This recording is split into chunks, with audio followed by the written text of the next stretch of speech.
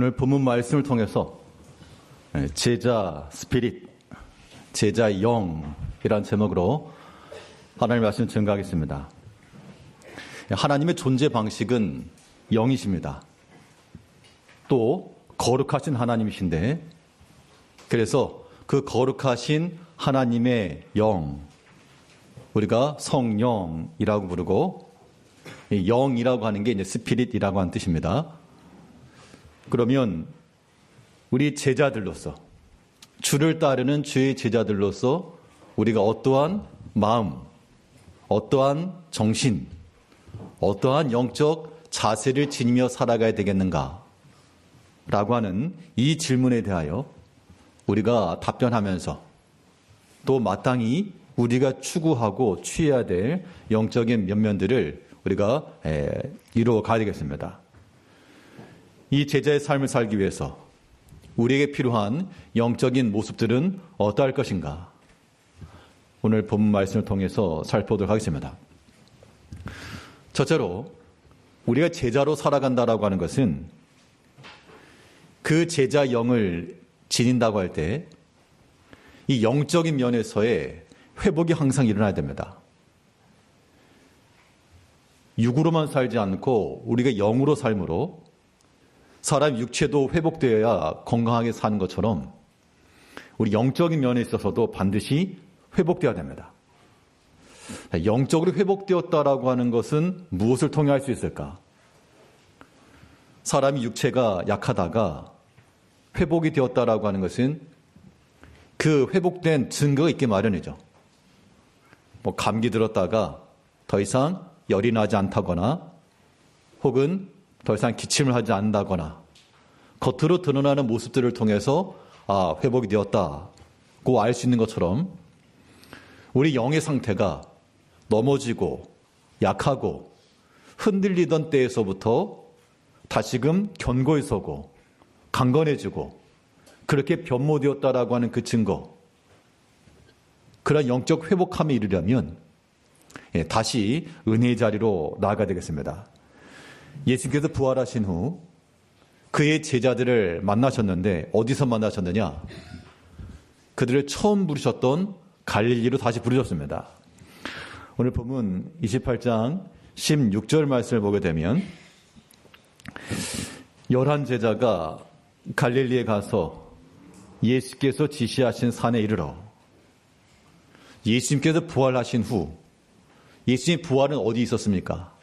장소를 말하면 예루살렘이죠. 예수님께서 십자가에 잡혀 죽으셨던 그곳 무덤, 예루살렘 근교였는데 이제 저 북쪽으로 갈릴리 지역, 특별히 그가 지시하신 산, 그렇게 말했는데 어떤 산일까? 산의 이름이 중요한 게 아니고 예수님께서 지시하신 그 산을 제자들도 알고 있었다라고 하는 겁니다. 왜냐하면 거기로 오라 그랬으니까. 그 산은 필시 예수님께서 제자들을 처음 부르시고 그들을 데리시고 산에 올라 가르치시고 복음을 전하시고 그 제자들을 함께 행하시던 그 장소였다는 겁니다. 그 자리로 다시금 제자들을 부르신 거예요. 지금 제자들의 상태가 어떤 상태입니까? 유대인들을 무소해서 문 걸어 잠그고 있던 시절이었습니다. 섬기던 예수님께서 죽으셨고 예루살렘 입성하면 높은 한 자리 차지할 줄 알았는데 도리어 허무하게 죽어버린 그 모습을 보면서 다 떠났고 도망하였고 베드로마저도 나는 이제 물고기 잡으러 간다 하면서 그렇게 돌아갔던 그때 영적 상태가 완전히 바닥을 친 상태와 같다는 겁니다. 부름받았으나 제자로서의 삶을 살기보다도 나 다시 물고기 잡으러 간다. 나도 가자. 자, 그런 상태에 있던 그 제자들을 예수님께서는 다시 부르시고 그 은혜의 자리로 그 주님과 함께하였던 그 은혜의 기억들을 다시금 기억나게 하셨다는 겁니다. 이제 우리가 주를 섬기는 주의 백성들로 또한 주의 제자들로 살아감에 있어 우리 영적 상태가 어떠해야 되겠는가? 그냥 나 다시 고기 잡으러 갈란다. 그렇게 내려놓는 건 아니고요. 다시금 은혜의 자리로, 주님 만났던 그 감격의 자리로 우리가 회복이 일어나야 됩니다. 이것이 우리가 받아야 될 제자 훈련이요, 또한 제자로서의 삶이 되는 겁니다. 은혜의 자리로 돌아갔을 때 그때의 특징이 무엇인가? 사람이 어떤 즐거운 추억이 있으면 그 추억할 때마다 마음이 어떻죠? 예전 일일지라도 예전에 즐거웠던 일들, 참 영광스러웠던 것들을 떠올리게 되면 지금 현재 마음이 슬프다가도 또 그때를 생각하면 또 기쁨이 있죠. 영적인 회복도 마찬가지인데, 영의 회복이 일어났다라고 하는 것, 우리가 하나님의 그 은혜의 자리로 다시 돌이켰다라고 하는 것은 우리 마음 가운데 기쁨이 있고 즐거움이 있고, 우리 입에는 원망과 불평의 말이 없고 대신 그 자리에 찬양이 가득한, 그것이 다시 은혜의 자리로 들어선 그런 모습이라는 겁니다. 우리 시편 126편 2절 말씀을 보게 되면, 그때 우리 입에는 웃음이 가득하고 우리 혀에는 찬양이 찼었도다. 이게 지금 이 바벨론 포로에서 돌아온 그 때를 얘기하고 있습니다. 바벨론으로 잡혀갔다라고 하는 것은 종으로 잡혀간 거죠. 이제 그 종된 자리에서 다시 자유로 회복되는 그 시점에서 그 돌아오는 과정 가운데 그들의 심적 상태가, 우리 입에는 웃음이 가득하고 즐거우니까, 또 우리 혀에는 찬양이 찼었고 감사하니까, 이것이 바로 은혜의 자리에 들어간 증표가 되는 겁니다. 우리 입에는 무엇이 가득한가? 우리 혀에는 또 무엇이 가득한가? 말 그대로 하나 앞에 감사와 또한 기쁨이 가득하고 그것이 한가득이면 은혜 생활 잘하고 있는 것이고요. 근데 그렇지 못해서 웃음이 사라지고 찬양이 메마르고 우리의 날카로운 것과 그런 모습이 있다 그러는 것은 우리가 은혜 가운데 있지 못함을 다시 한번 깨닫고, 근데 그런 것들이 회복되어야 한다는 겁니다. 그런 것들이 회복돼서 다시금 우리 입에 웃음을, 기쁨을 가득 채우고, 억지로 채울 수 있는 게 아니죠. 찬양을 채우고 하나 앞에 하나님 행하신 일들을 기억하며 그의 인도하심을 감사하며 하나님이 인도하실 것을 생각하면서, 결말이 아니니까 그 과정의 어려움이라고 하는 것, 과정의 고난이라고 하는 것은 충분히 우리가 수용하면서 하나님께서 이 눈에 보이는 환난과 고난도 우리의 유익으로 바꿔주실 것을 믿는 마음을 가지고 우리가 여전히 우리 입에도 좀 기쁨과 웃음을 채워야 되겠습니다. 근데 사실은 오늘날 살아가면서 웃을 일이 많이 없는 때가 되어버렸습니다. 기쁨보다는 참 힘든 일이 많고 앞으로 봐도 힘들고 뒤로 봐도 힘들고 그런 때이지만, 우리 하나님의 은혜로 산다라고 하는 것, 우리 사실을 좀 점검을 해서요, 그 가끔 우리 그 자신들의 그런 본인들의 옛날 사진들을 볼 기회가 있으실지 모르겠습니다. 요즘은 카메라, 핸드폰에 다 기능이 있으니까 몇 년 전 이런 사진들을 보게 되면 지금과는 또 다른 모습들을 보게 되죠. 우리가 우리의 모든 지난날의 모습을 보면서 또 우리 현재의 모습을 보면서 카메라로 찍었는데 내 모습을 보니까 이렇게 인상을 쓰고 있나, 이렇게 찡그리고 있나, 그런 모습을 보면 이제 자각이 되는 거예요, 스스로. 이런 모습은 안 좋겠다. 우리 영적 상태를 좀 우리가 살펴야 되겠습니다. 기뻐할 것 없고 슬픔이 가득한 이 땅 가운데 무엇이 즐거우랴 많은, 그러나 우리의 육체로는 그러할지라도, 육체로는 근심이 될지라도 우리의 마음, 우리 영은 세상의 것으로 지배할 수 없으므로 이제 우리가 다시금 하나님 우리를 아끼시고 사랑하시고 은혜 베푸셨던 그때로 추억하시고 하나님이 도우셨던 일들, 그의 모든 섭리 역사들 기억하시면서 여전히 우리 마음 가운데 기쁨과 또한 하나님을 향한 감사와 찬송과 이런 것들이 우리 삶 가운데 회복이 되어야 됩니다. 예수님께서 제자들을 지금 어디로 부르셨습니까? 예, 갈릴리 지시하신 산에 그 제자들과 함께 하였던 뭐 옛날 얘기하려고 간 게 아니에요. 옛날 얘기하려고 간 게 아니라 그 예전에 함께 있었던 그 믿음의 자리, 함께 은혜를 나누었던 자리, 이런 자리로 인도하신 것을 기억하시면서 이제 예수님께서 우리에게 동일하게 항상 우리로 하여금 은혜의 자리로 부르신다 이런 생각을 하시면서 다시 그 은혜의 자리로 회개가 일어날 수 있는 우리가 되어야 됩니다. 우리가 은혜를 받는 목적은 무엇인가? 우리 성도님들은 하나님 앞에 나와서 말씀의 은혜를 받할 때 은혜를 받는 목적이 무엇입니까? 요즘은 그런 지적도 있어요. 우리가 신앙인들로 살아간다라고 하는 게 어떻게 보면 성경에서 말하는 이 교회와 성도들의 모습은 이 전투하는 군사화도 같은데, 그런데 오늘날 현대 교회의 모습들은 어떻게 보면 그냥 힐링의 수단, 세상에 지치고 힘든 마음을 교회에서 위로받을 수 있는 그런 품어주는 것, 그런 안식처, 그런 개념으로 이해한다는 겁니다. 물론 교회라고 하는 곳이 우리의 지친 마음이 위로받기도 하고 따뜻한 공동체 내에서 서로 사랑과 화목함을 나누어야 되는 건 맞는데 단순히 힐링하시려고 오시는 게 아닌 거예요. 한 주간 살면서 지친 마음, 그냥 말씀 은혜 받고 참 마음이 위로받고 그 목적이 아닌 겁니다. 우리가 하나 앞에 나오는 목적은 그 말씀에 우리가 충만함을 받고 다시 사명의 자리로, 다시 복음의 자리로, 이런 군사적 측면이 필요한 겁니다. 안 그래, 그런 마음을 갖지 않아요. 그런 마인드가 없으면 다들 그냥 유약해지는 거예요. 다들 자기를 알아달라는 것이고, 자기를 위로해달라는 것이고, 시험에 들었다는 것이고, 교회의 본질은 그런 게 아니란 겁니다.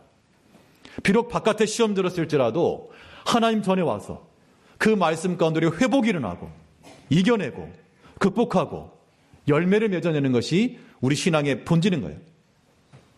집에서 그런 동물들 키우는 건 뭐냐? 오냐오냐 하면서 등 쓰다듬어주면서 먹여주면서 이게 교회의 모습은 아닌 거죠. 우리는 이 자리에서 말씀의 칼자루를 하나씩 쥐어드리는 겁니다. 말씀의 칼날을 드셔야 되는 거예요. 다시금 은혜의 자리로, 다시금 사명의 자리로 이 칼날 두고 나가는 것이지, 위로받고 은혜받고 그렇게 돌아가는 거 아닙니다. 이 시간에도 하나님께서 우리에게 구하시는 거, 우리가 주의 교회에 와서 말씀 안에 은혜를 받고 하나님의 그 구원의 은총을 다시금 깨닫는다라고 하는 것은 이제 다시금 나가라고요. 어디로? 예수님께서 제자들을 산으로 부르신 것은 거기서 캠핑하고 그들끼리 모여서 고기 구워 먹고 그들끼리 교제하고 그게 아니었습니다. 이제 너희가 다시 나가라. 나가서 그 사명의 자리에 들어가라. 이것이 바로 우리가 제자들로서 회복되어야 될 영적인 상태들인 거죠. 우리 보면 19절 말씀을 보게 되면, 그러므로 너희는 가서 모든 민족을 제자로 삼아 아버지와 아들과 성령의 이름으로 세례를 베풀고, 이 마태복음 28장 19절 20절 내용에 대해서 지상 대명령 그렇게 말합니다. 가장 큰 명령이라 그런 뜻인데요. 이게 한마디로 말하면 제자 삼아라 얘기입니다. 제자를 삼고, 이게 가장 중요한 본 동사이고, 제자를 삼으려면 어떻게 되느냐, 그런 부차적 측면들에 대해서 말하기를 너희가 나아가라. 자, 예수님께서 은혜의 자를 부르시고 위로해 주시고 고생 많았지, 힘들었지, 무서웠지, 오냐 그 목적이 아니라 너희는 담대함을 가지고 다시 나가라. 너희가 전에는 두려워서 문을 걸어 잠고 있었지만 이제는 만인 앞에 서서 담대 외치라. 이것이 예수님께서 제자들을 부르신 목적이었습니다. 우리 영의 회복이 일어난다라고 하는 것, 우리가 어디에 서는 겁니까? 다시금 사명의 자리에 서는 거예요. 너희는 가서 그 제자들이 있어야 될 그 자리가 있다는 얘기입니다. 그곳에 너희가 다시금 위치하라. 위치하라. 우리가 하나님의 교회를 섬김에 있어서 어떤 손님의 위치가 아닌 겁니다. 그러니까 구경꾼의 마인드로 계시는 거 아니에요? 우린 다 주의 종들입니다. 성경에 나오는 것처럼 예수님께서도 나는 너희 가운데 섬기는 자로 왔다. 예수님께 섬기는 자로 왔으니 우리도 마찬가지 다 섬기는 자입니다.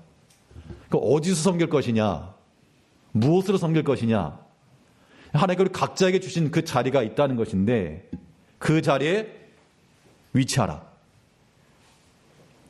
그 자기 처소를 떠나면 어떻게 되죠? 하나님께서 세워주신 그 자리를 이탈하게 되면 누구의 동료가 되겠습니까? 하나님께서 명하신 그 자리 이탈하게 되면 그게 바로 자기 처소를 떠난 천사와 같은 거죠. 이것은 악한 하나님을 대적하는 자와 같은 부류인 겁니다. 내가 원하는 것, 내가 하고 싶은 걸 하는 게 사명이 아니에요. 사명이라고 하는 것은 맡은 겁니다. 맡겨진 거예요. 내가 맡겨진 거기 때문에 때로는 이게 나에게 부담이 될 수 있는 겁니다. 왜 나에게 맡겼습니까? 그래서 사명인 겁니다. 하나님께서 우리 각자에게 우리 전체를 한 지체라고 말했을 때 어떤 사람에게는 손과 발을, 어떤 사람은 눈과 귀를, 어떤 사람에게는 보이지 않지만 그러나 우리 몸속의 모든 심장과 폐와 같은 각각의 역할을 주었기 때문에 그 자리를 찾아가는 것, 이것이 우리 가운데 필요한 겁니다. 마이크도 놀라고 있죠? 네, 아멘을 한 건가? 네. 우리가 주의 제자들로서 이런 영적 회복함이 이른다라고 하는 것, 다시금 사명 자리에 서는 겁니다. 주님께서 우리를 부르신 것은 그래 고생 많았다, 오냐 그런 요즘은 반려견이라고 말하지만 저는 그런 반려견을 안 키우니까 반려 달팽이는 있습니다만 예. 그냥 이거 아닌 거야 이거. 그냥 강아지 모양 그런 거 아닌 겁니다. 애완견 그런 거 아닌 거예요. 물론 이게 반려동물 키우신 분들은 그럴지 모르지만 저는 안 키우니까 아무튼 애완견 같이 성도 교인들을 그렇게 우리가 그런 취급돼서 안 되는 거죠. 오늘 이 시간 주님께서 이 말씀을 통해서 여러분들에게 칼 한 자리씩 쥐어준다고 생각하시고 다시 은혜의 자리에 나아가라. 하나님 예배하는 자리가 그 은혜의 자리요, 섬김의 자리로 들어가라. 그 사명의 자리 다시금 가서 거기서 주님께서 내가 너희를 위해서 수고하고 섬긴 것처럼 너희도 섬기는 자가 되라. 그러니까 교회 와가지고 이게 섬김 받겠다 그런 얘기 하지 마시고, 정말 그런 얘기 하지 마시고 섬기는 자가 되시고, 무익한 종이라고 하는 것은 주인을 위해서 섬기는 겁니다. 바깥 밭에서 일하고 왔더니 고생했다, 수고했다, 물 한 잔 마셔라 이거 없이 또 주인을 위해서 일을 해야 되니 그럴지라도 그 일을 감당했던 종이었습니다. 우리가 주 안에서 다시금 사명의 자리로 나가야 되겠는데, 이 사명의 일에 우리가 무엇을 내야 되느냐? 힘과 열심을 내야죠. 힘과 열심을 내야 됩니다. 이 힘과 열심을 내기 위해서 먼저 선행되어야 될 조건이 하나 있는데, 그게 무엇이냐? 저도 마찬가지고요. 저 목사님과 목사, 또 장로, 모든 직분자들, 우리가 이 맡은 일에 대해서 힘써 행하시려면 어떻게 되느냐? 그동안 힘써 행하지 못한 것들에 대해서 회개해야 됩니다. 그게 먼저 선행이 돼야 돼요. 내가 주 앞에 충성하지 못하였다. 내가 주 앞에 더 힘써 행할 수 있는데 하지 못하였다.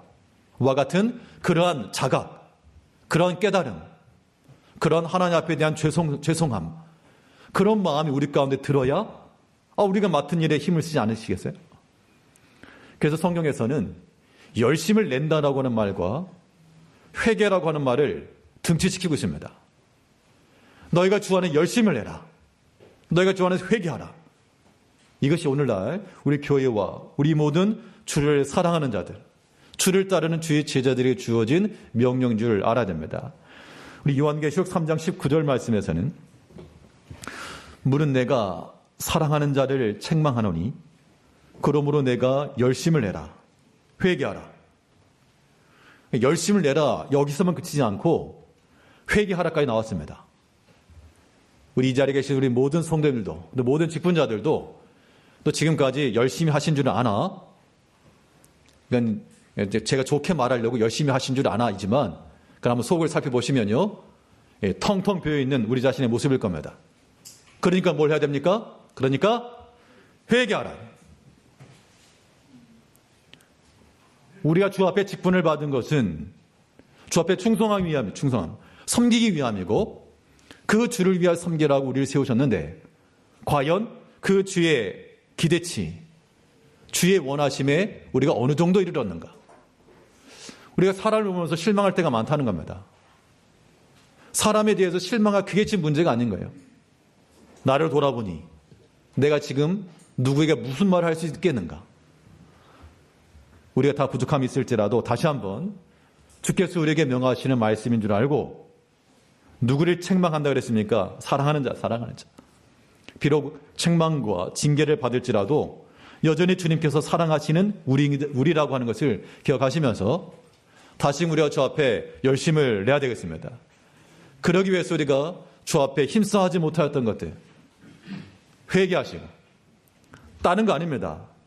하나님 은혜의 자리에 들어갈 수 있는 거, 이 사명을 위해서 죽게 힘쓸 수 있는 거, 우리가 그런 것들에 힘쓰지 못한 게 있다 그러면 못할 것을 요구하지 않죠.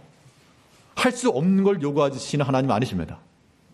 그러나 우리가 할 수 있음에도 불구하고 게으르거나 혹은 핑계하거나 그런 마음을 갖는 것은 합당치가 않고, 전쟁에 나갈 싸울 군인들이 이 핑계 저 핑계 대고 어떻게 싸웁니까?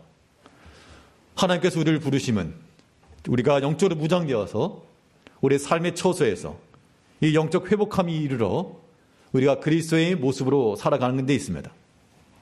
영적 회복이에요. 넘어져 있는 자들, 약한 자들, 상처받았네, 속상하네, 다 어린 아이와 같은 겁니다. 유아특기, 유아신앙들. 이제 우리는 장성한 자가 되어서 넘어졌으면 어떻게 합니까? 징징 울고만 있을 거예요? 넘어졌으면 어떻게 됩니까? 다시 일어서고, 마음이 상했으면 어떻게 돼요? 상했어요. 다시 회복되고, 어린아이에 머물러 있지 마시고 우리 주님께서 기다리고 있으니까 어서 오너라. 일어서거라.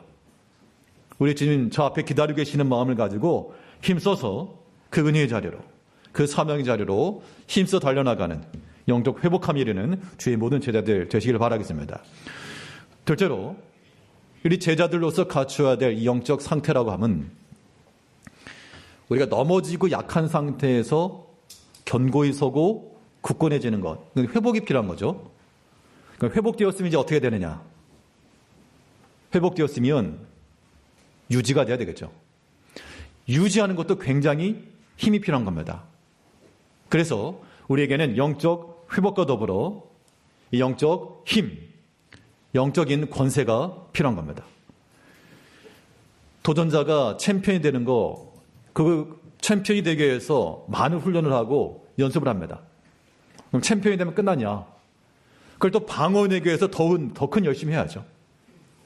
우리 영적인 이 권세와 힘을 가지고 나가는 것, 이것은 우리가 주의 제자들로서 마땅히 갖추고 있어야 될 영적인 자세인 겁니다. 그럼 영적 힘과 권세를 어떻게 얻을 것인가? 우리의 육체의 힘이라고 하는 것은 육의 양식을 통해 얻습니다.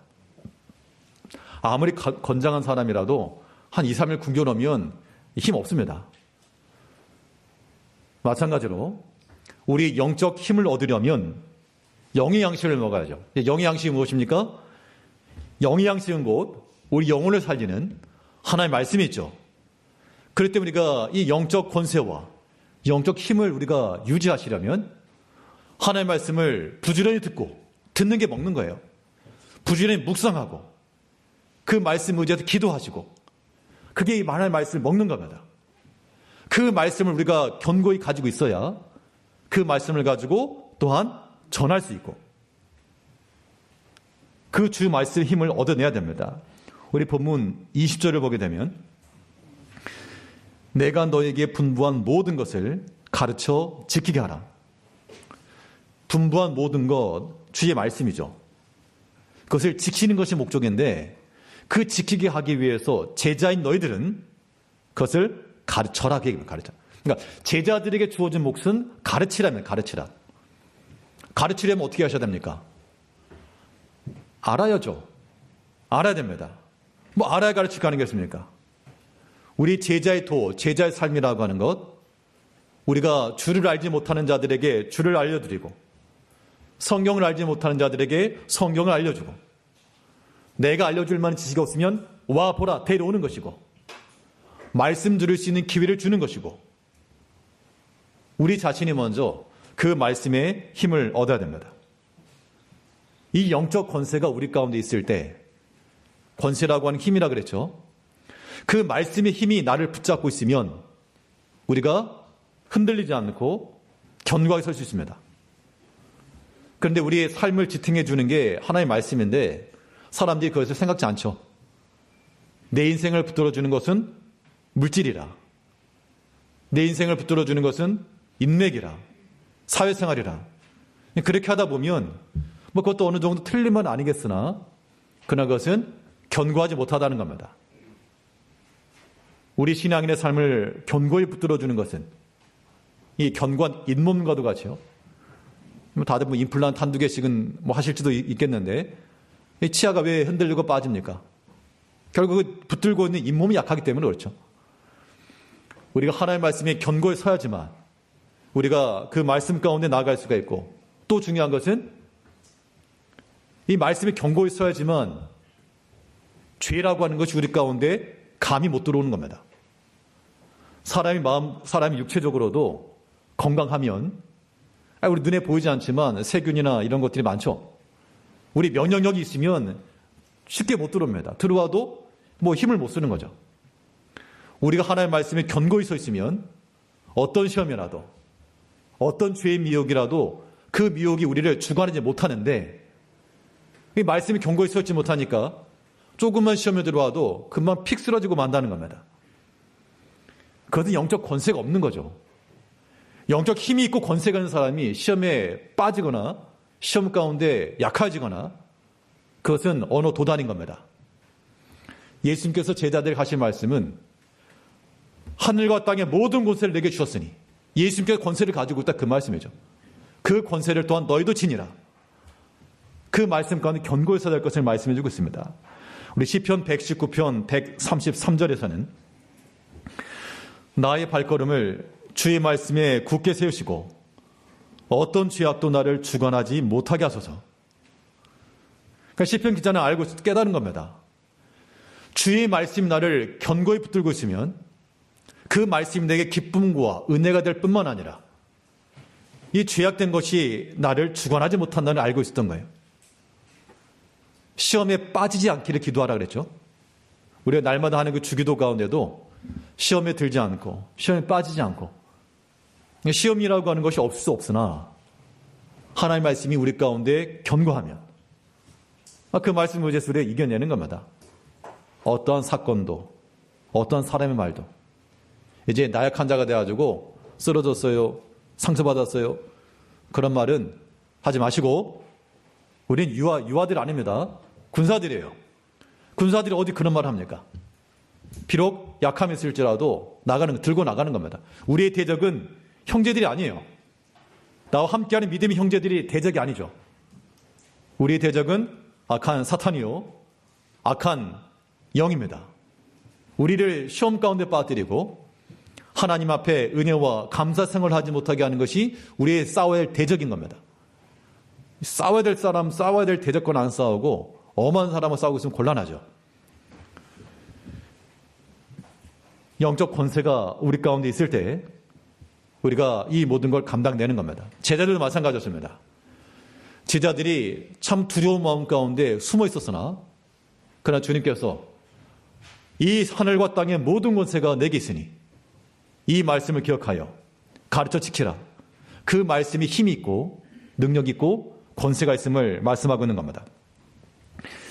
그러면 주의 말씀이 힘이 있는데 나는 왜 힘이 없냐? 주님께서 말씀하시기를 하늘과 땅의 모든 권세를 받았다 그랬는데 나는 왜 그럼 권세가 없냐? 이유가 뭐겠습니까? 이유는 하나밖에 없어요. 하늘과 땅의 모든 권세를 지니신 주님이 계시는데 우리는 그 권세를 누리지 못한다는 얘기는 우리가 주님 곁에 있지 않다는 겁니다. 그래서 예수님께서 이 권세를 내가 너에게 나눠줄 것인데 그 받는 방법, 주님의 그 권세를 우리가 얻을 수 있는 그 그릇, 그것이 무엇인가 하니 바로 주와 동행하는 거라고 했습니다. 이제 우리 영적인 권세, 영적인 힘을 얻으시려면 이 모든 권세를 지니고 계시는 주님과 항상 함께 거하는 데 있다고 그랬습니다. 이게 주님의 약속이었습니다. 오늘 본문 20절을 보게 되면 이 사도 마태가 이 마태복음 28장을 기록하면서 이 마지막 종지부를 어떻게 찍고 있는가? 저는 모든 것을 다 포함해서 한 구절 안에 넣어놓은 것인데 우리 20절 한번 같이 읽어볼까요? 20절 한번 같이 읽겠습니다. 시작. 내가 너희에게 분부한 모든 것을 가르쳐 지키게 하라. 볼지어다 내가 세상 끝날까지 너희와 항상 함께 있으리라 하시니라. 이게 예수님 약속이라는 겁니다. 하늘과 땅의 모든 권세를 주신 아버지께서 내게 주셨으니 이제 내가 이 권세를 너에게 줄 것인데 너희와 항상 함께 있을 것이라. 이게 너희가 받는 그릇이다 라고 하는 겁니다. 이 자리에 우리 모든 성도님들이 이 권세를 얻으시려면 내가 너희와 항상 함께 있으라 그랬으니까 나와 함께 하시는 그 주님을 깨닫는 것이 이제 필요한 겁니다. 주님이 우리와 함께 하는 걸 알게 되면 우리는 시험 같은 거 이겨낼 수 있습니다. 더 이상 장애물이 되지 않는 거예요. 도리어 그것이 우리의 연단의 도구가 되고 이 풍랑이 인하여 더 빨리 갑니다. 그런 믿음의 고백들이 나올 수 있다라고 하는 겁니다. 우리가 믿음 있노라고 말하면서 공갈빵과도 같은 거예요. 믿음 없으면서 이거 사기치는 거 똑같다는 겁니다. 우리 주님께서 항상 함께 한다 그랬으니까 세상 끝날까지, 아직 세상 끝이 안 왔죠? 그러면 항상 함께 하시겠다는 약속은 지금 유효한 겁니다. 이제 어떤 때라도 어떤 상황 앞에서라도 이 말씀 기억하시면서 너희와 항상 함께 하실 주님, 하늘과 땅의 모든 권세를 가진 주님이 나와 항상 함께 하실 걸 약속했으니 그 말씀 의지해서 주님께서 나를 지키시고 나를 보호하시고 이 위기와 환난 가운데서 보호하시며 또 시험 가운데 있을지라도 감당할 힘 주시고 이 어려움의 때라도 더욱 연단받을 수 있는 은혜 달라고, 그런 마음이 우리 가운데 필요한 거예요. 우리가 주와 항상 함께하면 주께 소리를 붙들어 준다 그랬습니다. 하늘과 땅의 모든 권세를 지니신 주님께서 우리와 항상 함께 하실 때 약속하셨으니 이제 우리 이 믿음 안에서 이 한 주 동안 살아가시면서 나와 함께 하신 주님을 기억하시고 그 주님 의지하시면서 그 주님께 나를 붙들으실 걸 믿으시고 은혜의 자리요, 말씀의 자리요, 예배의 자리며 섬김의 자리며 이탈하지 마시고 열외되지 마시고 빠지지 마시고 힘을 내야 됩니다. 힘써서 주님께서 우리에게 당부하신 이 주의 제자로서 제자의 영, 제자의 스피릿, 제자의 정신과 그 마음을 가지고 살아가시는 저희 거룩한 자녀들 다 되시길 바라겠습니다. 네, 기도하겠습니다. 우리 사랑하신 아버지 하나님,